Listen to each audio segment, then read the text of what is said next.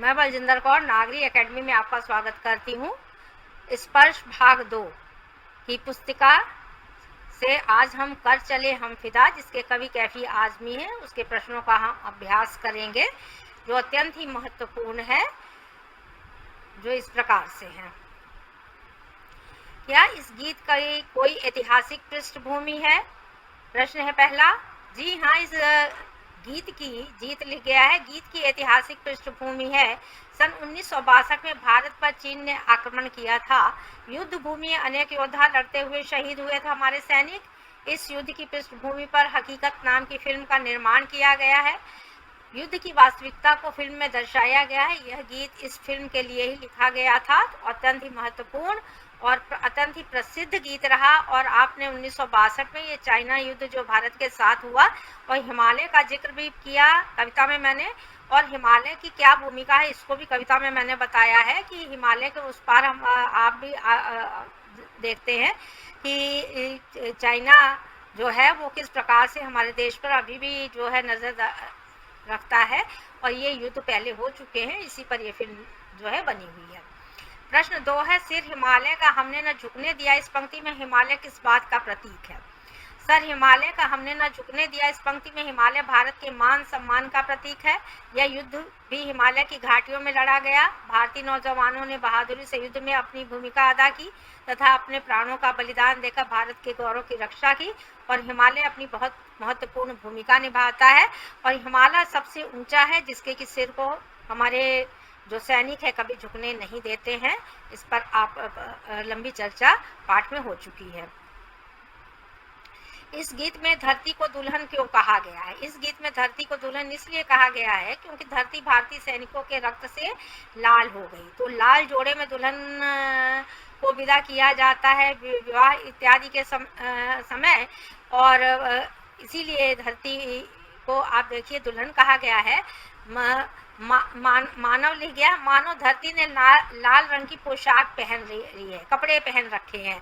अर्थात भारतीय सैनिकों के खून से धरती युद्ध भूमि पूर्णतया क्या है, रक्तिम वर्ण की दिखाई दे रही थी। कहीं कहीं प्रिंटिंग लिखने में जो है टाइपिंग मिस्टेक भी हो जाती है।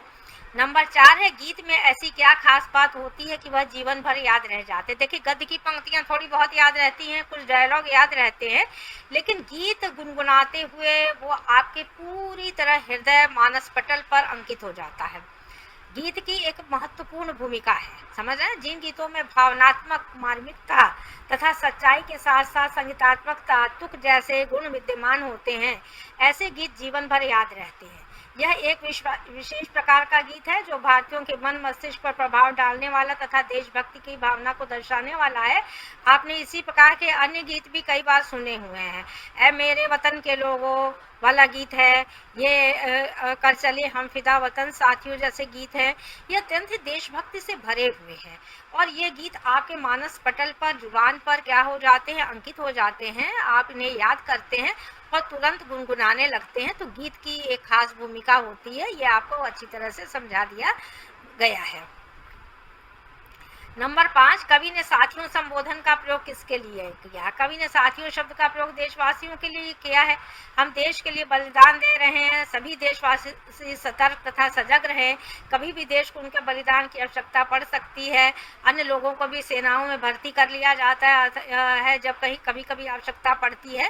तो साथियों जो है उनके साथ वाले भी हैं और साथियों देशवासियों के लिए भी है। कवि ने इस कविता में काफिले की आगे बढ़ते रहने की बात कही है। कवि यह कह रहे हैं कि यदि कोई एक टोली शहीद हो जाती तो युद्ध भूमि के लिए दूसरे सैनिक आगे बढ़ते रहते, कहीं रुकावट नहीं आती है, क्योंकि देश की रक्षा का सवाल है। सैनिकों के समूह के लिए काफिले शब्द का प्रयोग किया गया है। प्रश्न नंबर 7 है, देखिए इस गीत में सर पर कफन बांधना किस और संकेत करता है? कफन कौन बांधता है? कफन मृत्यु के पश्चात ही मिलता है, लेकिन यहाँ तो जीते जी वे कफन बांध करके सर पे चल पड़ते हैं। सर पर कफन बांधने का अर्थ है हंसते हंसते देश की रक्षा के लिए अपना जीवन दे देना, शत्रु का मुकाबला निडरता पूर्वक करने के लिए तत्पर रहना, तैयार रहना, और वो कभी पीछे नहीं हटते हैं। उन्हें हमेशा ये ज्ञात रहता है कि हम कैसे जो है अपने देश की रक्षा करेंगे। नंबर 8, देखिए इस कविता का प्रतिपाद्य अपने शब्दों में लिखिए। मैंने प्रतिपाद्य नहीं लिखा क्यों? कविता का प्रतिपाद्य बताने के लिए कविता के सार को समझना पड़ता है। सार को जब आप समझ जाते हैं कि कविता में कवि ने क्या मुख्य बिंदुओं पर क्या बातें बताई हुई हैं, उसको 4-6 लाइन में जब आप लिखते हैं कि क्या सार है, कवि का मेन उद्देश्य इस कविता से संबंधित क्या है, तो वही सार है। समझ रहे हैं? तो जब अर्थ को समझ लेते हैं तो सार को भी समझ लेते हैं। तो बहुत कम इस तरह के प्रश्न भी पूछे जाते हैं। और फिर उसके पश्चात देखिए एक पंक्ति है, सांस चलती गई नब्ज जमती गई, तो भाव स्पष्ट करने वाली है। फिर भी बढ़ते कदम को न रुकने दिया। अर्थ पढ़ा, एक्सप्लेन किया गया है, उसी से ही भावों की अभिव्यक्ति भी ज्ञात होती है। भाव है, इस पंक्ति में कई भाव स्पष्ट करते हुए कवि ने लिखा है कि युद्ध भूमि में घायल होने पर भी उनकी सांसें चलती हैं गई, नब्ज यह चाहे रुक रही हो, जम रही हो, फिर भी उनके कदम हमेशा आगे बढ़ते गए, उन्होंने अपने कदमों को नहीं रोका। उन्हें गोलियां लग जाती हैं, सांस थोड़ी बहुत चलती भी रहती है, घायल रहते हैं, और इतनी उनके अंदर तब भी आगे बढ़ने की वे अपने अंदर क्षमता इकट्ठी करते हैं। वो इतनी जल्दी अपने आप को नहीं, गोली खाने के बाद, रक्त बहने के बाद भी वो चलते चले जाते हैं जब तक कि आखिरी सांस रहती है। तो नब्ज उनकी जो है वो आप देख रहे हैं, सांसों के बारे में बताया, उनकी किस तरह से नाड़ी जो है जम जाती है, रक्त जम जाता है, आखिरी सांस तक वे लड़ते हैं। कहने से ये तात्पर्य है। खींच दो अपने खून से जमी पर लकीर, जमी यानी जमीन से तात्पर्य है। इस तरफ आने पाए न रावण कोई भाव। कवि कहते हैं कि उन्होंने अपनी मातृभूमि सीता की तरफ पवित्र उन्हें दिखाई देती है। यदि कोई अत्याचारी या दुश्मन हमारी जन्मभूमि की तरफ आंख उठाकर देखता है तो ऐसी जमीन पर लकीर खींच दो कि वह हमारी जमीन की तरफ दुश्मन न आने पाए, और रावण का जिस तरह से हश्र किया गया था उसी प्रकार से उनका भी हश्र होना चाहिए। छू न पाए सीता का दामन कोई, तो राम भी तुम्ही लक्ष्मण साथी हो। तो यही कहा गया कि राम लक्ष्मण ने जिस प्रकार से भाई भाई ने मिलकर के इस युद्ध को जो है स्वीकार करके युद्ध किया था, रावण का हश्र हुआ, उसी प्रकार से जो युद्ध भूमि में योद्धा लड़ने के लिए जाते हैं, सैनिक लड़ने के लिए जाते हैं, वो राम और लक्ष्मण की तरह है, उन्हें संबोधित किया गया है। इन पंक्तियों के माध्यम से कवि स्पष्ट करना चाहते हैं कि हमारी पवित्र मातृभूमि के दामन पर कोई आंच नहीं आनी चाहिए।